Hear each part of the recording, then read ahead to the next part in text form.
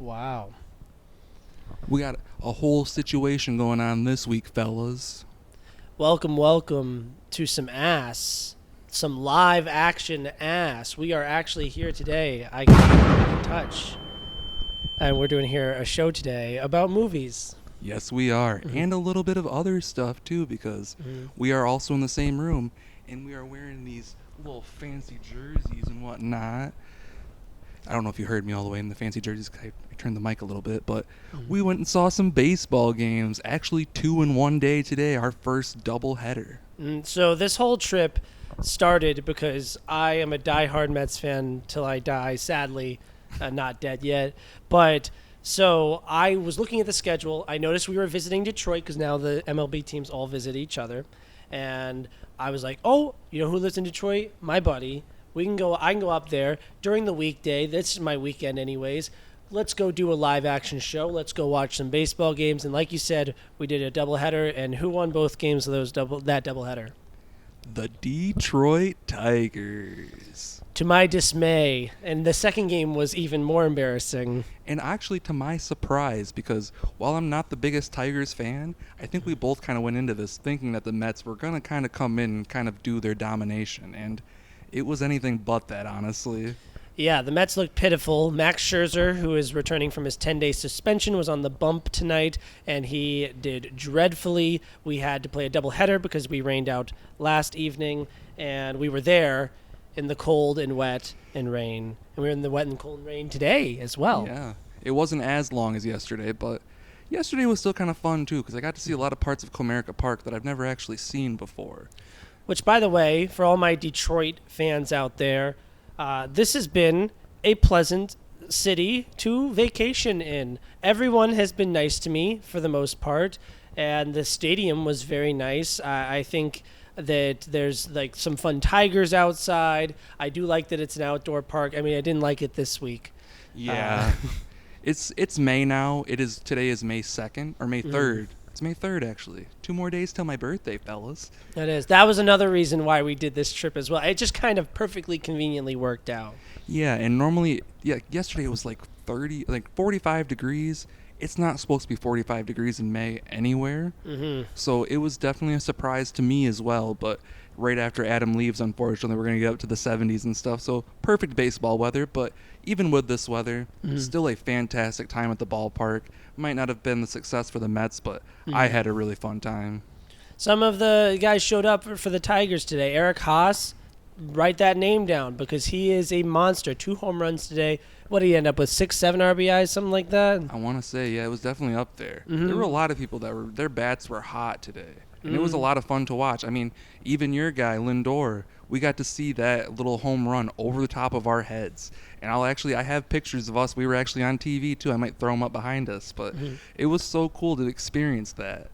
I've never experienced, I don't know if I've really ever seen a home run, especially that close. Like, I saw, Miguel Cabrera, I think, years ago hit a home run in the park. But to actually see one literally fly over top of your head and everything was just an insane experience. We were in the outfield, perfectly behind left field for the game 1 of today, which was supposed to be last night, but it was today, second row in the bleachers. And then the second game, I splurged. And the tickets for this game, one ticket alone cost more than my flight to get here, by the way, which savvy ticket buying, by the way, because I did that months in advance, and it was like a Tuesday and a Thursday. That was pretty easy. But, so the second game, we were in row 4, right behind or right next to the Mets dugout. Yeah, right on the first baseline. It was fantastic. That view was amazing. You'll see it right there. It was so beautiful. Yeah, I've never seen a game, especially that close, and seeing all of that.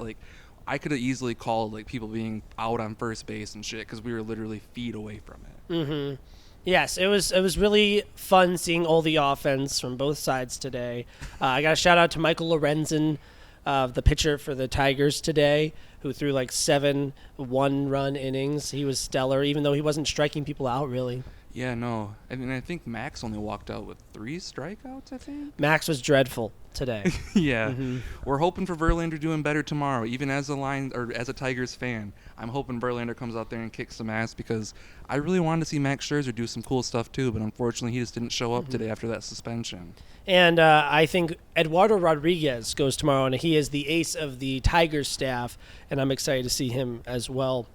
This is a warning to Kate Upton.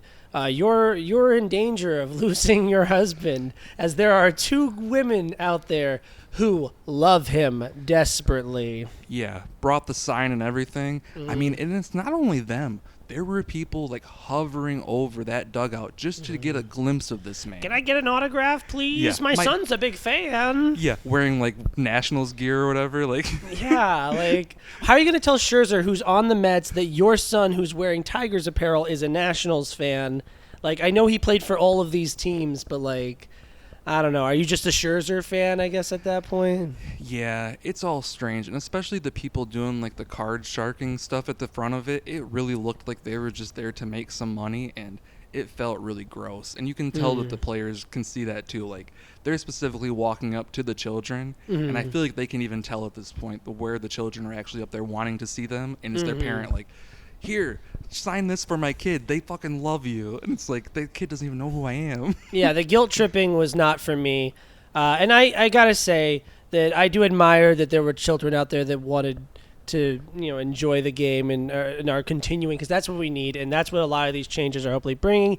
And you brought up the pitch clock, making the experience so much more of a breeze. Go on, talk to me about that. Oh yeah, absolutely. Like, I've gone to Tigers games in the past, and it seems like you're there for like 4 hours at least. But these games, like 2.5 hours at most, and we're on to the next thing. And I thought that was really amazing, and it kept my attention more than anything too. Because like, if you look away for a second, you're missing a pitch because there's only like 15 seconds or whatever, and then it's gone. Oh yeah, you went to the bathroom, and the Mets scored their only run of the game. That's true. And so it's your fault. No, I also got to give a shout out to you Tigers fans out there, as Big Cat Court genuinely surprised me. Like, that was so cool with the little tiger merry-go-round and then all the shops around it with all the different like food items. Yeah, I'd never really noticed that before either. So seeing all this stuff definitely made my appreciation for Comerica Park even greater, honestly.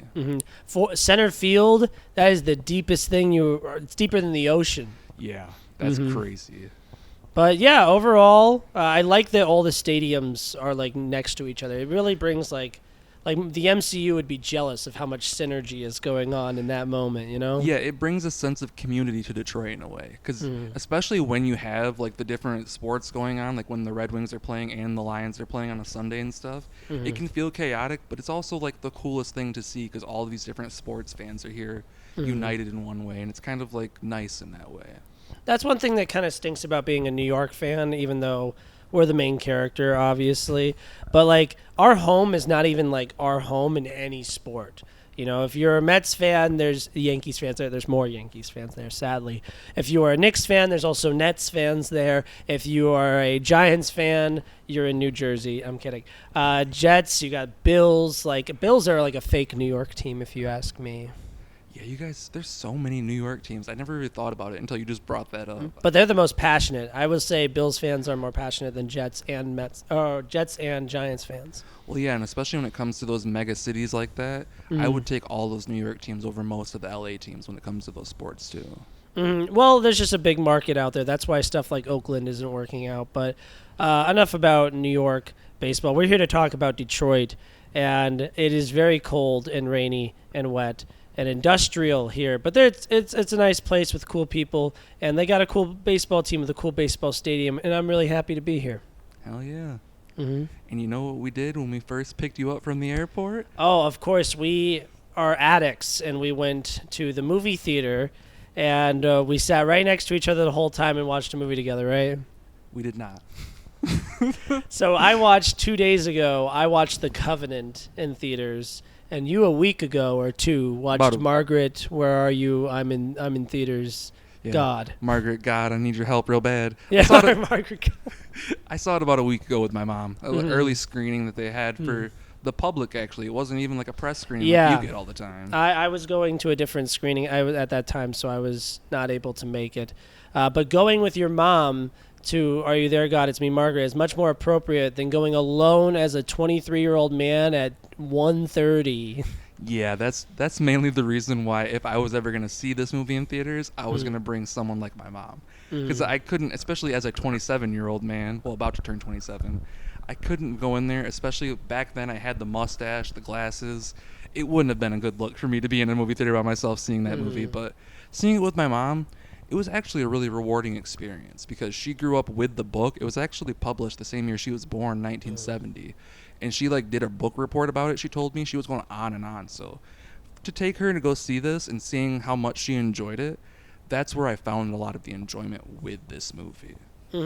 I know it's from the director of The Edge of 17, which is one that I really like a lot. Me too. But this is a movie that, was not made for me, which how dare it. But no, I think for what it's trying to go for and what it is, and it does mean a lot to me that someone who like is familiar with the source material thinks that it's a faithful adaptation. But I could definitely see this working for the target audience. It's a very cute, fun, full of personality, coming-of-age story about a little girl that's trying to get her period so bad. Yeah, she wants to be a woman, and she will stop at nothing to do it at some points. She's jealous of her friends, and I think this is a thing that maybe not as much with young boys. I don't think we're really worried that much about becoming men, but especially young women growing up and seeing the different things in media and stuff, and they want to be attractive and pretty and all that kind of stuff. And that's what this movie's about a lot. It's about finding yourself, finding what you truly believe in and stuff like that. Like the conversations around religion really surprised me. I didn't know that was going to play such a hard part, even though it's called Are You There, God? It's Me, Margaret. But for her finding her religion and visiting the different churches and stuff, I thought that was kind of an interesting way to have that conversation, especially setting it in the 1970s where it was like ultra religious stuff, like if you're against God you are the devil and shit like that, and you have to be part of a religion or you're the devil and stuff like that. You have to be either Christian, Jewish, blah blah blah. And it was kind of fun to see like her grandparents trying to force the rules and stuff. But it's a movie that's very much about a young girl growing up and trying to find who she is in this huge world. So a couple things about what you brought up. I will say the first thing is I remember when I saw Love, Simon in high school. I remember saying I was excited for that, and I had friends that were like, you're excited for Love, Simon," because they were making homophobic jokes, and they're like, "Oh, I just couldn't relate to something like that." It's like, dude, you tell me you can't relate to being in high school and loving someone and like feeling weird and awkward, insecure about yourself. Yeah, Love, Simon is an incredible movie. And honestly, like, as much as like Are You There, God? It's Me, Margaret is not the target audience for me at all, I still found some parts that were pretty funny. And like we talked about it a little bit, the major standouts for the acting, especially like Rachel McAdams, Benny Safdie, right? Benny Safdie, Yeah, they were her parents. They were honestly the strongest part, and Kathy Bates was kind of Real fun actors. in her. Yeah, Kathy Bates was kind of fun in her side role too. Yeah, I think that the best part about the movie was definitely the roles from the parents. They were amazing. But I do think the little girl was fine, and her friends, like, they were all, like, cute and fine. I don't know. I thought they did a great job at capturing the 1970s, too, with all the set design and the different, even the cars and stuff. Like, literally everything about it definitely felt very much of the 70s. And that's what my mom actually told me, too, growing up in that time period. So I thought all that was pretty cool, too, but will I ever think about this movie, even at the end of the year? I don't think so. But, and it's a large part to what you said, we are not the target audience. If you're, like, growing up and you're, like, 10 years old at this time, I think this would be a wonderful movie for you to go see with your mom. Like, a daughter-mom date, I think that would be really fun. But I also think it would be, like, my mom and people her age, like, going back and kind of reliving their childhood and stuff and seeing it, especially with it being a period piece. I think it has the different audiences. Piece. Yes. I made the joke. I have to tell you the joke. I have to say the joke now. Because you watched Carrie, and I was like, yeah, it's like Carrie. Did. I watched Carrie, like, right before I watched Are You There, God? It's Me, Margaret. And, like, I can relate to, like, being in middle school and my body changing and feeling weird about myself and, like, having crushes and stuff. So, like, yes, there's a lot of relatable stuff here that I was able to latch onto. But shout out to women. But, like, I did not, I can't even fathom. I can't even fathom because that seemed so much more difficult. And so, like, I admire the perseverance because in experiences like that, like, it was kind of funny the way the movie, like, ended. Yeah. Go see Are You There, God? It's Me, Margaret. I'm going to go ahead and give it a 3 out of 5. I really enjoy the religious conversation because, like, as someone who's raised Catholic, and I went to, I didn't go to Catholic school, but I, like, got confirmed. I baptized, communion, first communion and whatnot. But, yeah, it was something that I didn't really want to do with my life very much and don't really hold on too much these days. And so I could kind of relate to her being like, oh, this is all screwy, you know? So I enjoyed the religious conversation, specifically like that tearing apart, like she thinks she should be one way or the other. I just feel like it didn't have much to do with the story that was going on. Yeah, it definitely detracted from a parts of it, I would say. But I did like that too, and I liked that she took the initiative and like visited the different churches and stuff. I thought those scenes were really fun, even though I didn't grow up in any religious stuff, so I can't really speak to any of that, really. But seeing that experience and, like you were saying, the push and pull stuff was pretty interesting. But, yeah, it's the period stuff is the main part of this story. And honestly, I am very much happy that I am not a woman because experiencing that, especially as a child, seems like the most terrifying thing. And they kind of touch on that in the movie a bit. And, I don't envy women whatsoever about any of that stuff. I rate the movie probably, it's like a 3. I'd give it like a 3.5 when I walked out of the theater. I know you don't give halves, but If someone did 4 stars, I really wouldn't mind it. If someone did 5 stars, I was like, yeah, have yourself a day. no, yeah, the audience this is made for will love it. I am a firm believer of that. Well, I just think the contrasting tones, because we go from like her like seriously debating about whether or not she believes in God, and then cut to like them singing a chant to make their boobs grow. Yeah. Like I don't know. I just feel like that It didn't was like, fit together. we must We something must of our bust. engorge our busts. Yeah. But yeah, sorry, I looked like I cut you off there.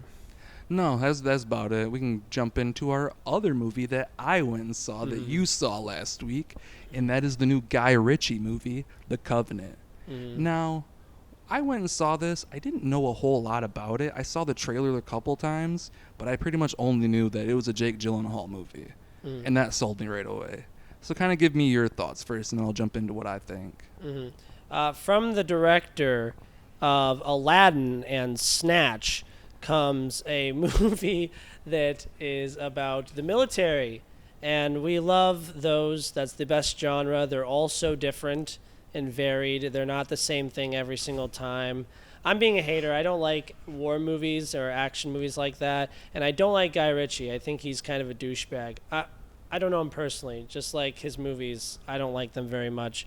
But a lot of people do. Like, my girlfriend loves Guy Ritchie. And you like Guy Ritchie? I do like Guy Ritchie a lot. Snatch was like one of my favorite movies in high school and stuff. I have it on Blu-ray. And honestly, I really enjoyed the Aladdin movie for what it is. And going into this, knowing it was Guy Ritchie, I was excited to see what he was going to do. And honestly, I wasn't disappointed. I thought he shot the action very well, and I liked the different point of views that he took in certain points. I don't want to go into too much spoiler talk because that. I knew nothing going into it. Oh yeah. What does the trailer say?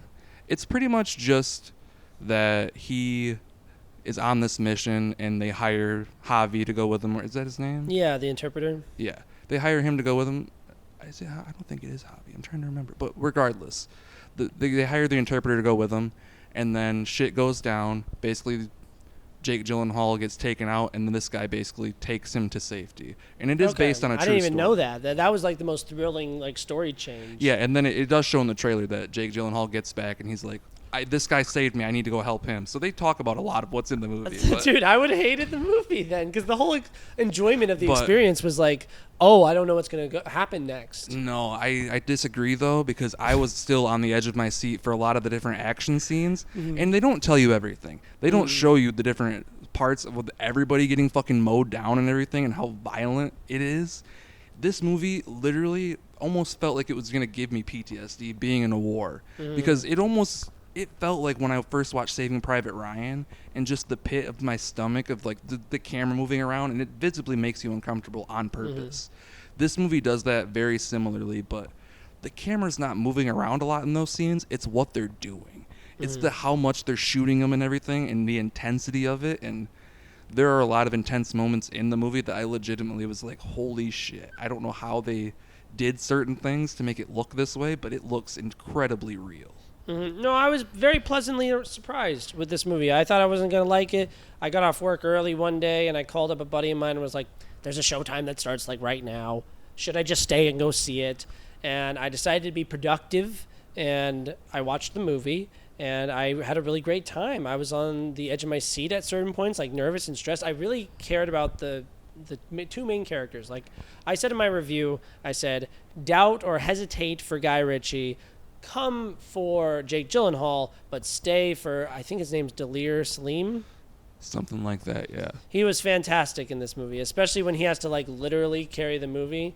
He was great, but we do get like shades of like unhinged Jake Gyllenhaal in this, especially when he's leaving like voicemails. Which is something that I truly just love. I love it when he goes off the hinges. But yeah, this is a great Jake Gyllenhaal movie, and I really liked it. But the other guy steals the show. Wholeheartedly.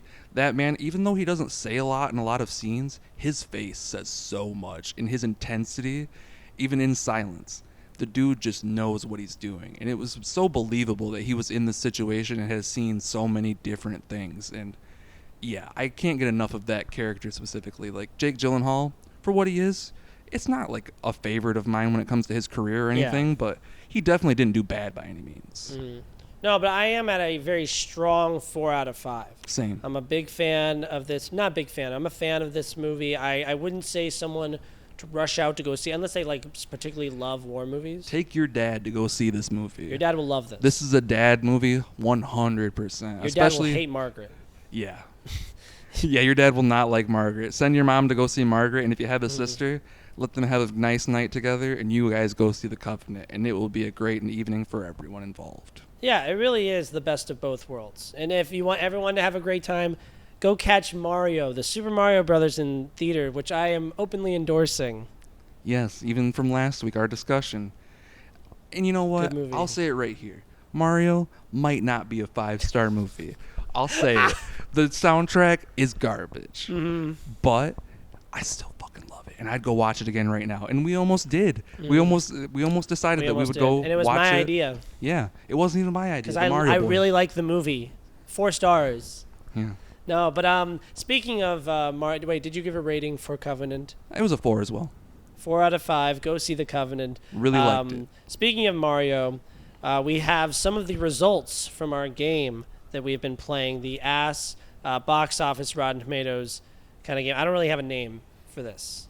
But let's call it the ass game for now, since it's our thing. The ass game. Ass play. So you are doing amazingly. So it's your birthday week, obviously. That's why the Tigers are winning, and that's why you're winning in the game. I'm just winning at life at the moment. Yeah, and I'm just gonna go through your winnings here. So we have the Super Mario Brothers, which was your 4th or 5th pick in the draft, with a solid 59% on Rotten Tomatoes. It did make $100 million domestically. It currently is the highest grossing movie domestically of the year. So congratulations. And it is 59%, so 59 points. Creed 3 made just over $100 million domestically. That's 89% on Rotten Tomatoes. 89 points. Scream 6, just over, I think it's 107 domestically, which I think it's going to be coming to Paramount Plus soon. It already is. Oh, yeah, it's out of theaters now. So, well, it's still playing in some theaters, even though it is in Paramount Plus. That's what's pissing me off lately. Sorry to go on a little tangent here. Yeah, please do. There are so many movies that literally will play in theaters now for like less than a fucking month, and then they're available to buy and shit or watch on a streaming service. And I hate this new thing that's happening. Oh, yeah. Because it's not giving... stuff. Well, it's not even giving a movie in theaters a fair chance, because if people start realizing this trend, they're going to be like, why go to the movie theater if I just have to wait 2 weeks and I can watch it at home? Because the experience. The theater experience is something that people need to appreciate more. The big screen. But yes, no, I agree with that. I think things should be out in theaters more often. But it's movies like Mario that are just taking up half the screens in a theater. And what are you going to do? We have to show Mario. Like, I don't even think Air is playing in any theaters that I'm aware of anymore. Amazon, baby. Download Amazon Prime. But yes, so and then John Wick Chapter 4 with a solid 94% on Rotten Tomatoes. That also made over 100 million. I don't know if I said Scream 76% on Rotten Tomatoes. So that is a total of 318 points, which is a very good job. The only one that you have that did not cross the $100 million threshold is Shazam 2, which has a pitiful Rotten Tomatoes score anyways, so you're not missing out. I blame Zachary Levi for that, even though I like that movie. I blame him and The Rock. That too. And the director. Hey, I like him. The Jungle Cruise guy? That's not the director for this movie. David F. Sandberg directed I'm thinking of Black Adam. Oh, David F. Sandberg. No, I like him. He's cool. Yeah, we like David F. Sandberg. But the I am definitely the biggest loser of the day, because not only did the Mets lose twice, but here is my pitiful score of 47 points as Ant-Man 3 Quantumania, I think, which was the first movie of the year to make $100 million domestically. It was, I think. And it is the first Marvel entry of the year, 47% on Rotten Tomatoes, definitely made over $100 million domestically opening weekend, I think. Yeah. And then Knock at the Cabin failed to make $100 million at the box office. What a surprise.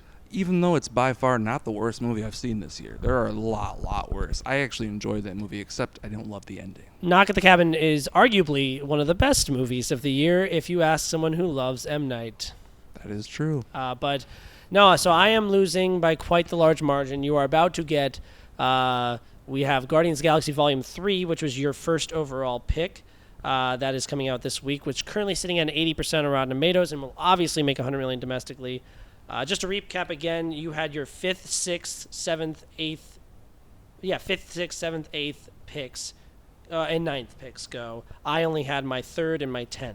And then this month you also get Fast X, and I will be getting The Little Mermaid.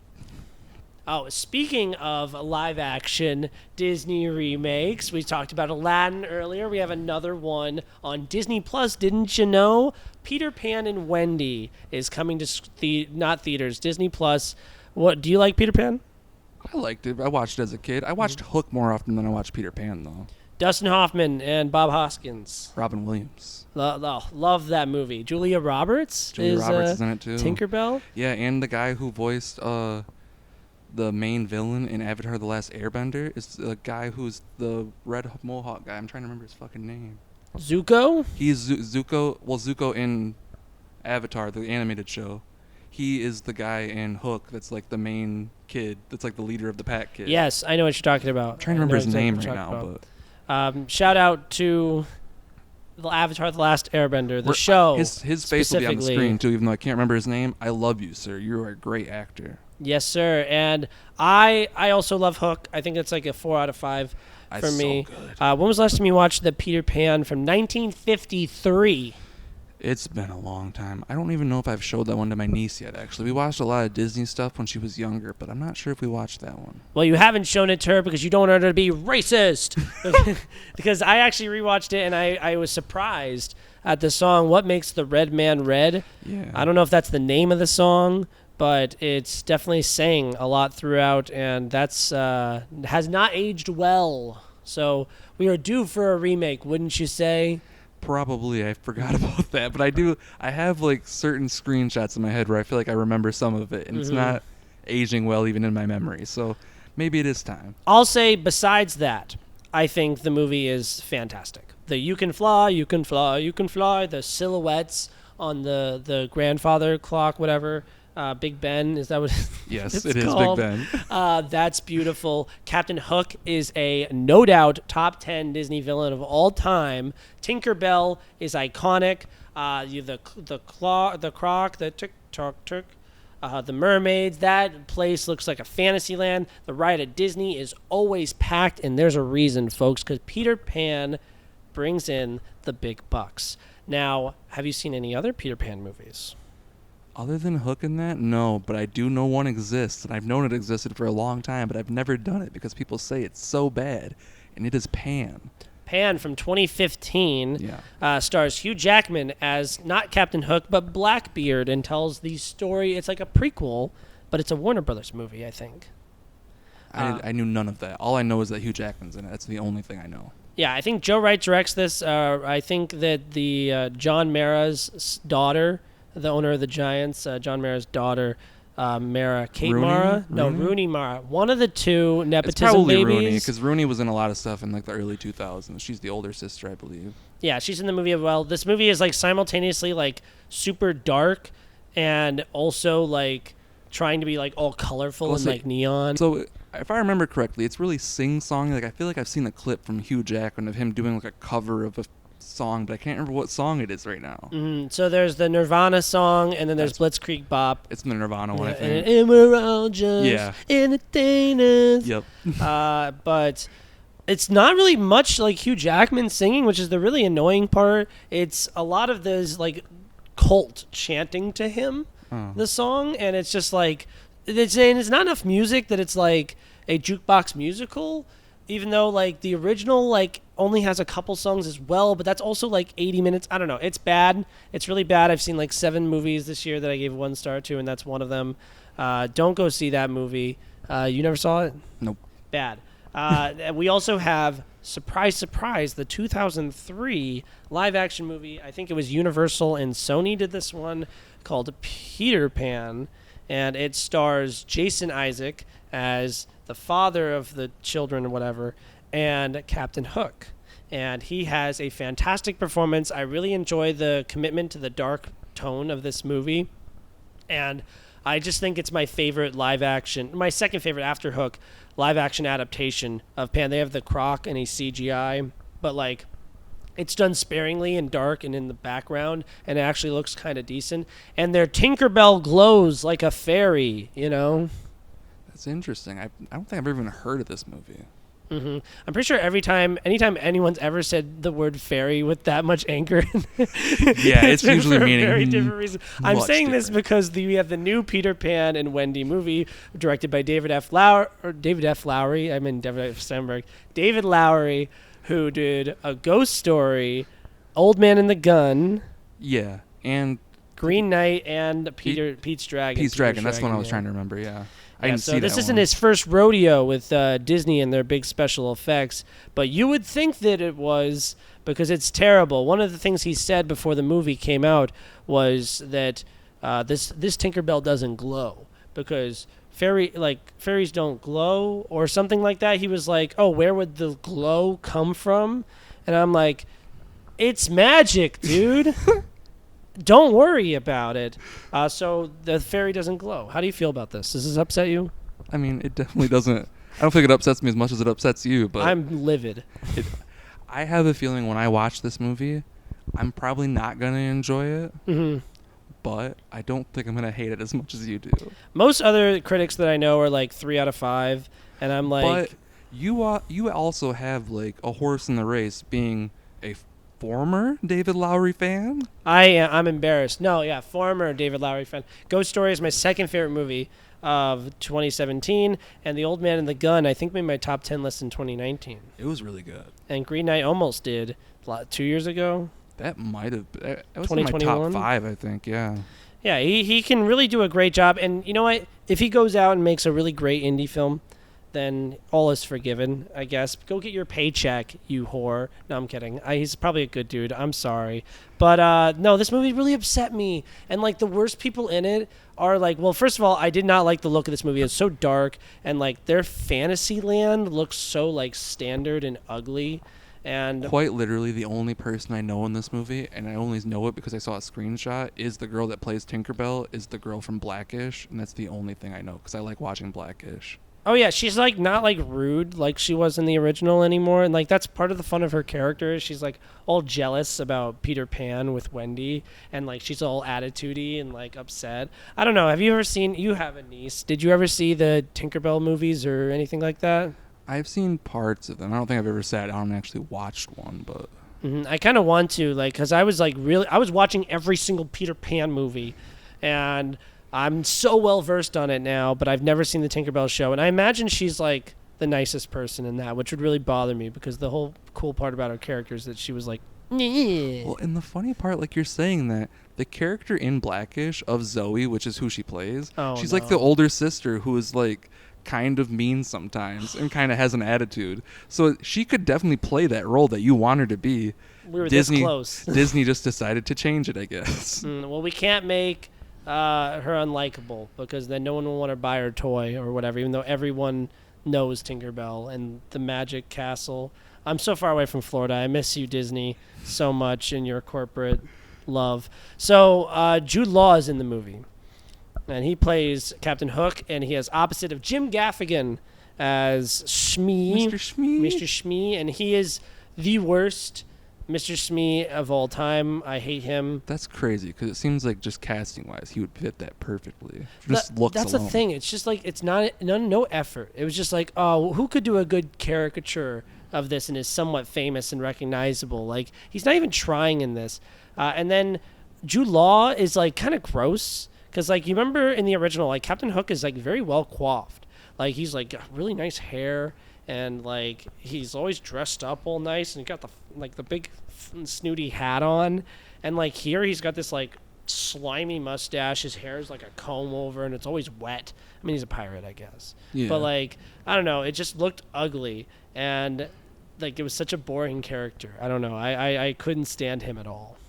Yeah, I just find it funny that you've been watching all the Peter Pan movies, and I've been rewatching all the Saw movies. We are Two very similar franchises. No, Saw, oh, those are much worse. Yeah, there's a lot worse in there. Those are much worse. But no Peter Pan movie is as good as the first Saw. No, and I don't know if any Peter Pan movie is as bad as Saw 5 either. I would rather watch Saw 5 than watch Peter Pan and Wendy.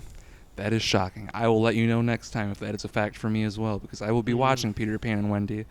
Maybe not soon. Depends on when I see my niece again. I may watch it with her. Well, one thing I liked about Pan, because I'm like, would I rather watch Pan or Saw 5? But Pan was like, oh, it's the 4. So you know that, like, at some point, because Peter Pan is, like, friends with Captain Hook, they have to, like, team up. And it's like, the beginning, they're like, sometimes your enemies are your friends, and other times your friends are enemies.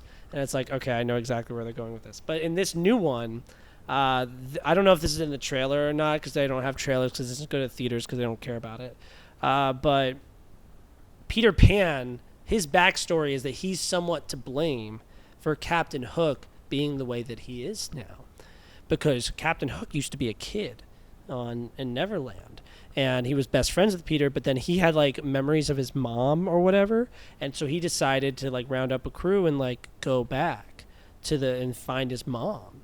And when he goes back, he doesn't find her, and he ends up having this really hard, awful life. And he comes back to Neverland to get revenge on Peter. And that's a cool idea that they do nothing with. That's a really interesting story. It's unfortunate. Mm-hmm. Well, they try to make Peter Pan like really unlikable, and like I don't know if you hate this movie for like racist or homophobic reasons, that's really silly and dumb. I don't. I hate it because they take musical moments from the original and they like add them to the score. So they like commandeer these musical moments and they're like, think about the first one. Remember how you felt when they first, you can fly, but we're not going to have the song. We're just going to steal the song from the original and we're going to act like it's ours. And we're going to take everything that was great about it away. So you will not like me for what I'm about to say, I think, but I really enjoy it when they do that kind of stuff. They like put the name on the homework. You like Mulan? I never watched it. But like I was saying earlier, and I really love the original, and that's why I didn't watch the new one, because nothing good was ever said about it. But that's kind of where you were saying about how they used that.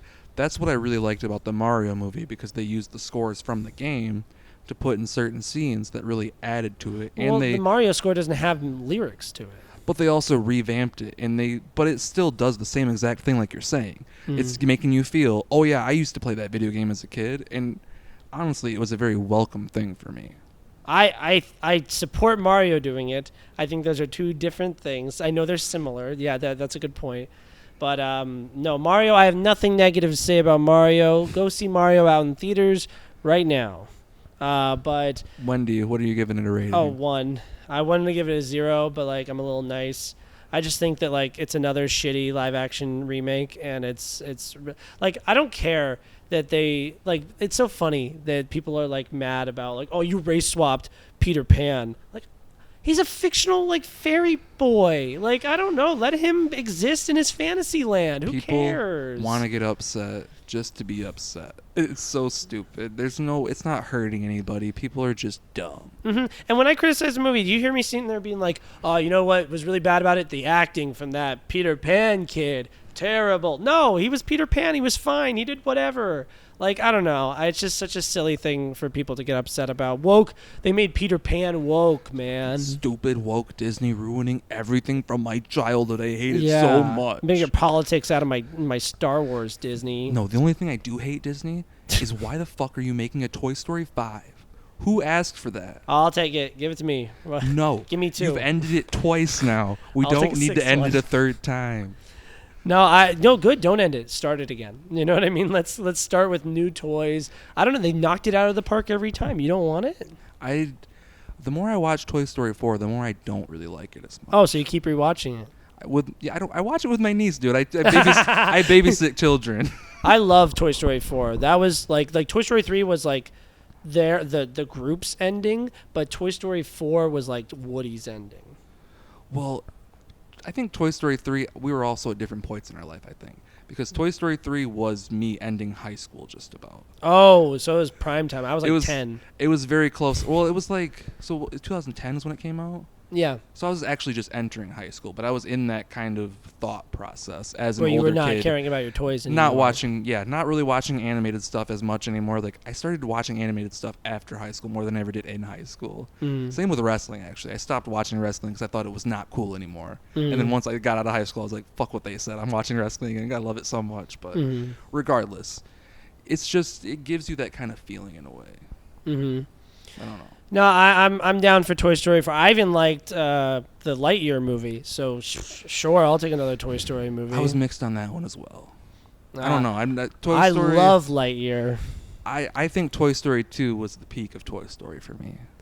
No, I agree. I do think that the first 3 are definitely in a class of their own above the 4th one, and the 4th one's much farther above than the Lightyear movie. Which is why I've avoided watching Lightyear again, because I don't want to sully that movie's reputation in my mind. Yeah, no, it's fun. It's a fun movie. It has parts where I just got kind of bored a little bit, which is not something I say a whole lot about animated movies, but I think it's because it was shooting for more adult themes in a way. It was darker. It was definitely not as lighthearted and family oriented as the Toy Story movies are. And I think that might be why it turned off some people. I know the fucking homophobes are gonna freak out because they didn't like that kissed. stuff either. What are my kids gonna do? They're gonna explode. Yeah. In the theater. Well, at least that went to theaters. Yeah, I actually got to see it in re-release at the Michigan Theater in my little hometown theater, where I actually got to see Toy Story 2 for the first time 20 years ago. So it was kind of fun to have that experience in the same building again too. I actually thought about that recently. Speaking of Disney and their corporate machine chugging right along, I would love nothing more than another chance to berate Disney for how awful and terrible they are, but I have to give it up to the mouse because Guardians of the Galaxy 3 is my favorite movie of the year, probably will be when it's all said and done. I think it's awesome, amazing, and a perfect ending to the trilogy. Steve is seeing it on Friday morning. I was able to see it last week, and I have not been able to stop thinking about it. I cried more than any movie I've ever seen in my life. The soundtrack is great. I love where we leave everything off, and I'm not going to spoil anything, obviously, but don't walk, run. Yeah. So I'm actually seeing it twice on opening weekend. I'm going to go on Sunday with my rest of my family, like my brothers and my niece, I think. But I had to go on Friday because the more you keep talking to me about it, the more I just am going to do exactly what you said and run to that theater. But the first question I have, and I obviously no spoilers here, but is Volume 3 the best soundtrack, or is it just another great one added to this great collection? It's unfair for me to say this, but right now it's the third one, just because I've listened to the first two so many times. Like, one thing because I went back and rewatched the first two movies after watching this, and I recently watched Infinity War, which is kind of like a Guardians movie. But I noticed that, like, when I watched the second one, I was like, oh, this is so much better and means so much more to me than the first movie, because the first one, I know Pina Coladas and Getting Caught in the Rain. Like, I know all these songs, but besides Mr. Blue Sky in the second one, I didn't know anything. So it introduced me to all my new favorite songs, And the third one, I think will work better for other people, but there's really only 2 songs that stand out to me. And I won't say what they are, obviously, but the opening song I've listened to on repeat over and over again. It's a song that I know and like and love, and it's I almost said a acoustic version of the song. So it's like a softer, more personal rendition of it. And then the final song in the movie, which has caught some flack from one of my friends. He was like, "That's a weird choice." But I'm interested to see what you guys think about the movie. I'm sure we're going to do a whole episode about it. Oh, yeah. But great movie. And anyone who says otherwise is ungrateful. Because no, seriously, like this is the last time I wrote an essay for Disappointment Media about the Guardians of the Galaxy holiday special, and I was like, appreciate greatness while it's here. I still have to watch that. Holy shit, I forgot about it. Wow, it's really great. I mean, it's not like anything special. It's just like I told you earlier. I've just not been on Disney Plus. Nothing on there has really like made me want to run back to it. No, the Disney Plus, I gotta hand it to them. They've been doing some good small stuff, like the Groot show, the Up show, the Zootopia show, like all these like little 10-minute bits. Even the Mater show was like bearable. But no, I gotta applaud them on trying some new things out there. Yeah, I'll get in there and give some more things a chance. But I'm really excited for Guardians of the Galaxy 3.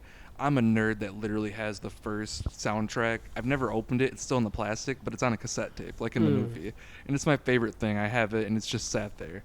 But I love that first soundtrack. But yeah, I think the second one has a lot of stuff that is in all my playlists still today. Like Brandy is like a song that I listen to almost daily now.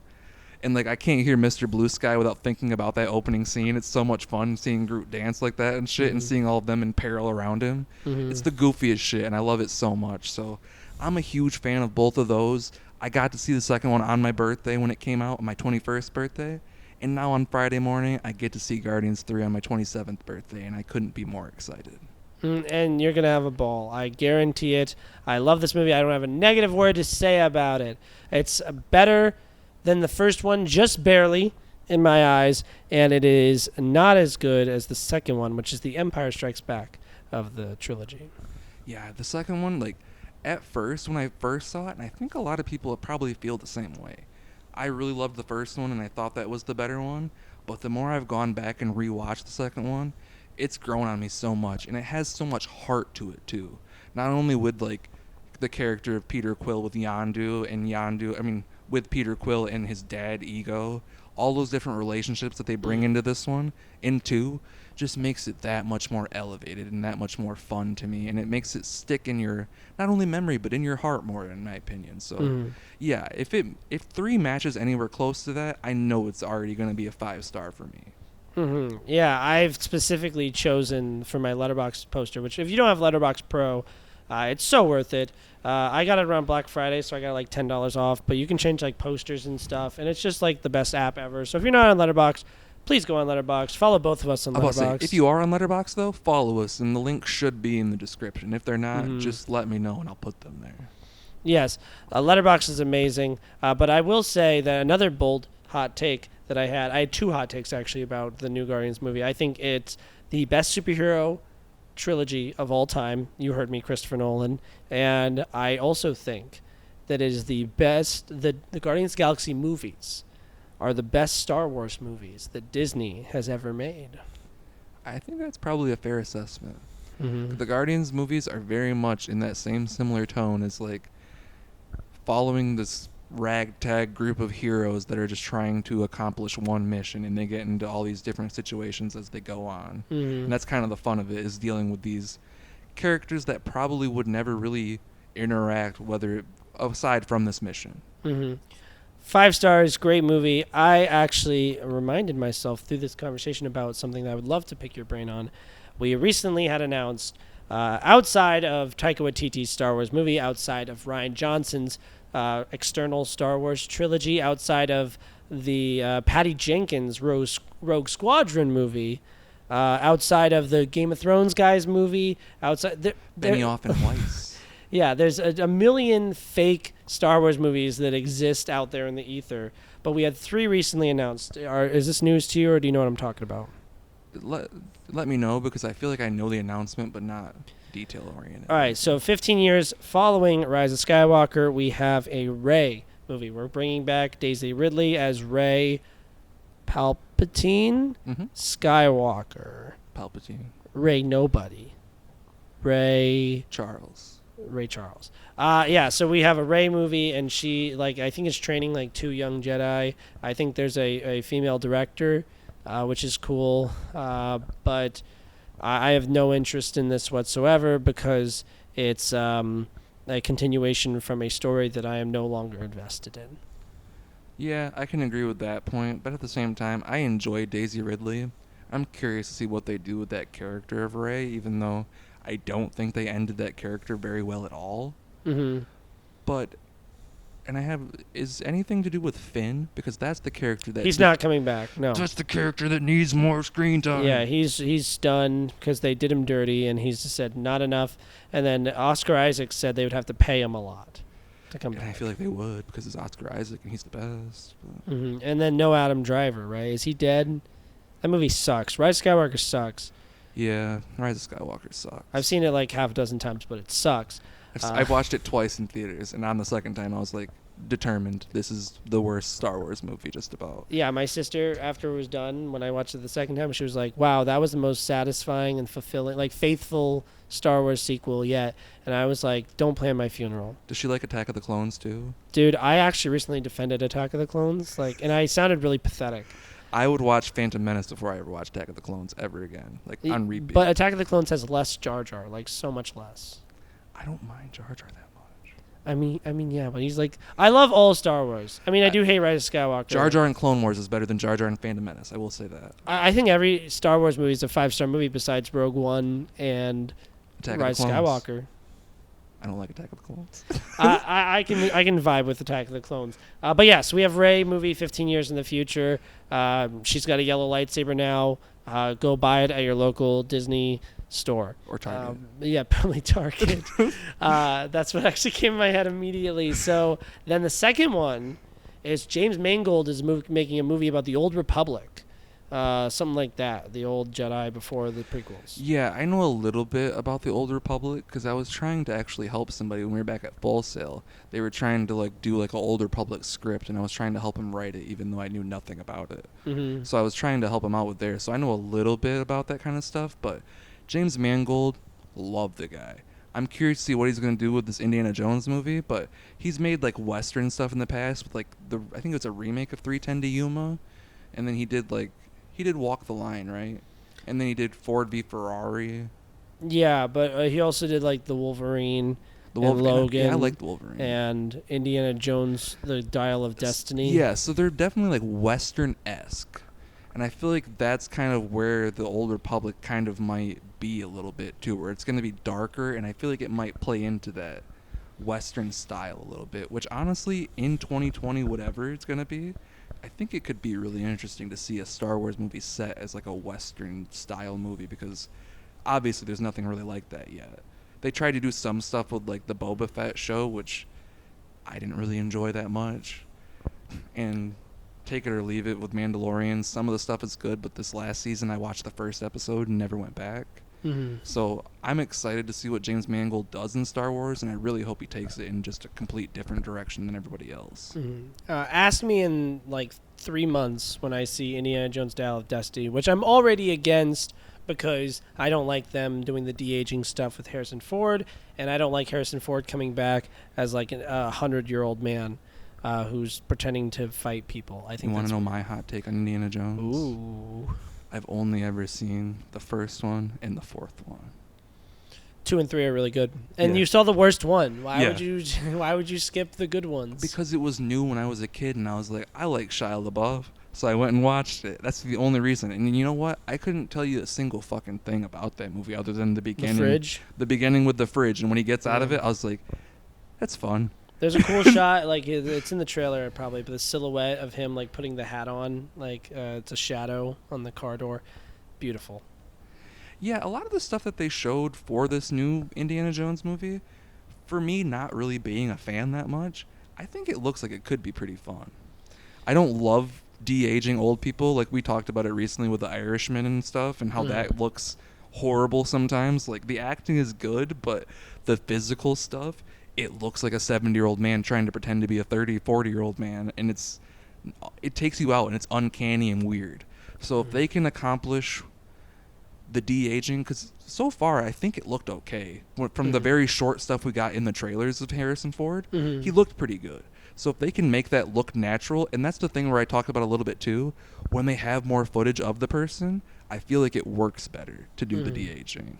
Which and Harrison Ford, so much. Yeah, he's been acting for 40 plus years now. In this exact context too. Like, I don't know. I'll see it. I'm lying. I'm fake. I'm lying. I'm gonna see all these movies, and I'm gonna enjoy watching them. Yeah, but no, the Mangled Old Republic movie, fine, sure, fine, whatever. I like Ford v Ferrari. I like his more serious stuff more than, and I even like Logan, even though I haven't revisited. You need to watch Logan. Walk the Line still too. I do.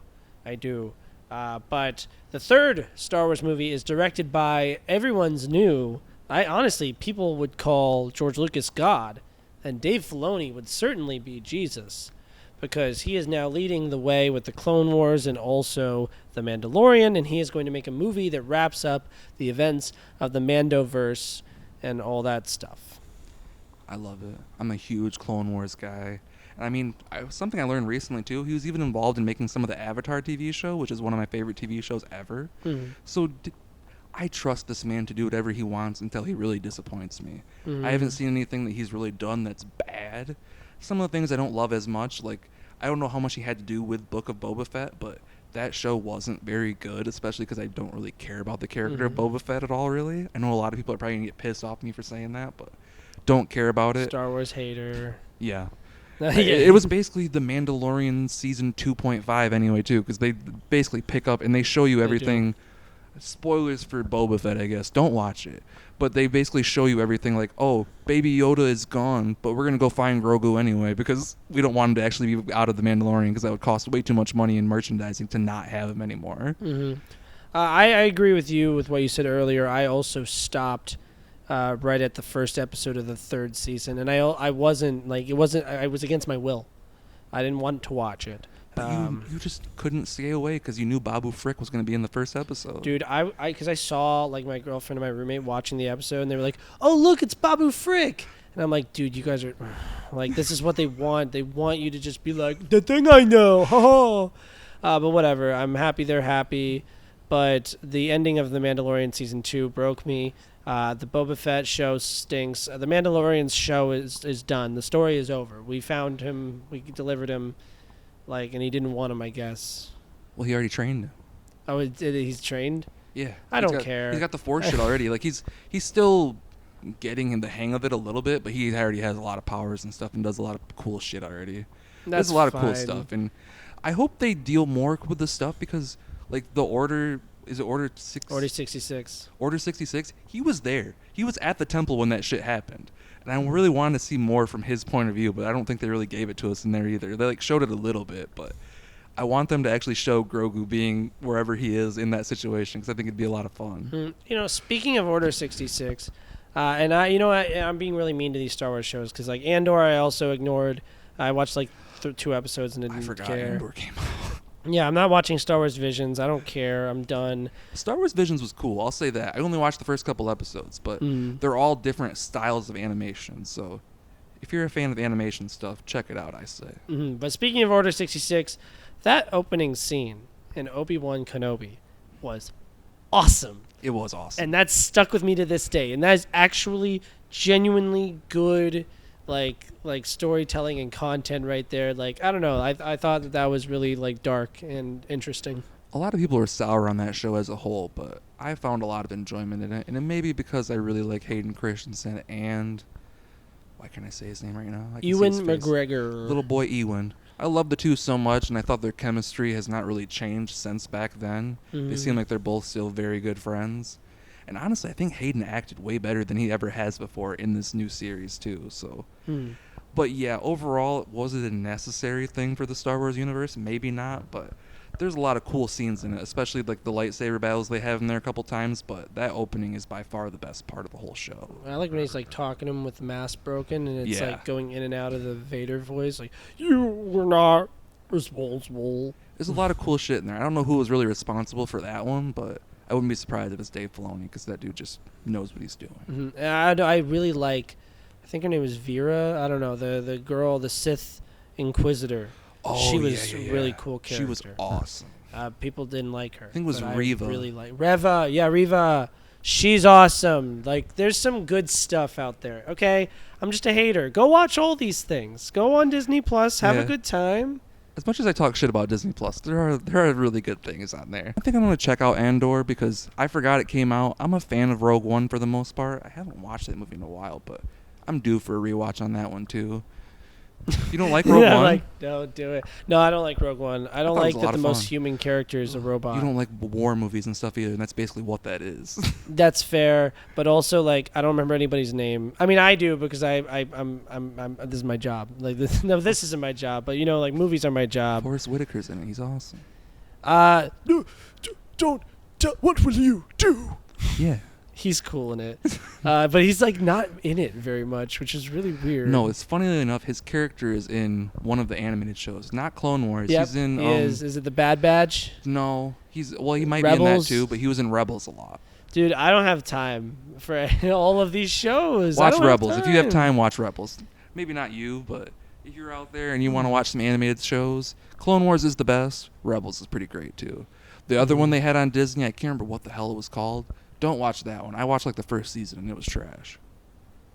I know nothing. I know nothing about any of this garbage. Go watch Return of the Jedi in theaters. Actual great movie. 5 out of 5. I know it's like the most flawed of the original trilogy, but there's still nail the landing with Luke and Vader's arc with Emperor Palpatine as well. Not much there for Leia and for Han to do. Yeah, I'm really sad that didn't get to play in theaters around me because I really wanted to see it on the big screen because that's one I haven't been able to experience yet. I wanted to see Lando dancing, like weirdly clapping. Yeah, all the Ewoks and stuff, and the remaster where they show Hayden Christensen instead of the other guy who used to play him. Yeah, no, Return of the Jedi is great. I love movies so much. Similarly to how much I love the city of Detroit. And I'm so happy to have came here and spend this time. We're not even done. We have tomorrow as well because it's like midnight here. Also, technically, it is tomorrow at this point. Mm-hmm. And we're gonna go see Justin Verlander, the former Detroit Tiger. Mm-hmm. At 1:10 tomorrow. Try to get the fucking Mets one win in Detroit before they go home. One means I'm saying this so future Adam, you can see me saying this. I think it would be funnier if the Mets got swept. Like if I went to Detroit and watched my team just totally like lose it to like one of the worst teams in the league. One of the worst teams in the league, and we're supposed to be one of the best teams in the league. And if we get swept, that's so embarrassingly funny. But if we win, it would be cool to see my team win. We might be one of the worst teams in the league, but we're fucking slowly approaching our record with the wins you keep giving us too. That's true. What are we at? We're at 12 wins now. You guys are definitively a better team than us. I will give you that. In May, anyway. We'll see what comes later. In May, the return of the May, the Force. May the 4th be with you. That's today, technically. It is. May the 4th be with you. We were talking about Star Wars. What? Did we start talking about Star Wars exactly at midnight? Probably not. Well, actually, it's been a half hour. It is 12:30. We probably did. That is fucking weird. Oh, man. But this has been absolutely fantastic. Thank you so much for having me here. Yes, this was a lot of fun. The whole trip was great. I'm glad you came. And we got to do a live episode. How did you guys like this? Did we get better throughout? Do you like this more? We can't continue doing it, but, yeah. But let us know if you like it, and maybe we'll try to visit each other sooner next time. Maybe. But this is a very special event until I win the lottery and I can fly. The flight wasn't the problem. I'm out of the backpack for these 3 days, which has been quite the experience. I don't think I have a long sleeve for tomorrow. I think I'm going to do the jacket again. Also, I can probably find you a jacket too if you need to find one. Mm-hmm. But yeah, this is the episode today, everybody. This is Adam. I'm Adam. I'm Steve. Hey, Steve. Adam. Show. Adam Steve Show. Well, plug your YouTube first. So I have hard reviews that I try to do as often as possible. I recently did one on Guardians of the Galaxy Volume 3. I also have ones for Peter Pan and Wendy, so if you enjoy me being all upset and angry. I also did one for Polite Society. Do you know what that is? I don't. Very good movie that's out right now. It's probably gone by the time you're seeing this, but it's like a little girl, not a little girl, she's a teenage girl with her sister, and her parents are very like strict, and she wants to be a stunt woman, but her sister's gonna marry some douchebag. We gotta stop her. And it's a really kick-ass movie. It's a lot of fun, and it goes in some wacky, wild directions. Hard reviews. I'm also Adam Ryan 03 on Letterboxd and most social medias as well. All right, and I am the Film Fan Reviews on YouTube. I have my Margaret review that's been recorded for a while, so that might be the next one that comes out, but Guardians of the Galaxy on Friday might be the actual next one, and yeah, I'm not sure what else I'm working on. I got other stuff doing on. I'm on TikTok, Letterboxd, all that kind of stuff. Go follow me on there. Links will be somewhere, I hope, and yeah. Everyone say happy birthday to Steve, okay? Yeah, May 5th, not May the 4th, but Revenge of the 5th. Yes, Revenge of the 5th, Cinco de Mayo. That is my day. So say happy birthday in the comments if you're really cool. And we will see you next time.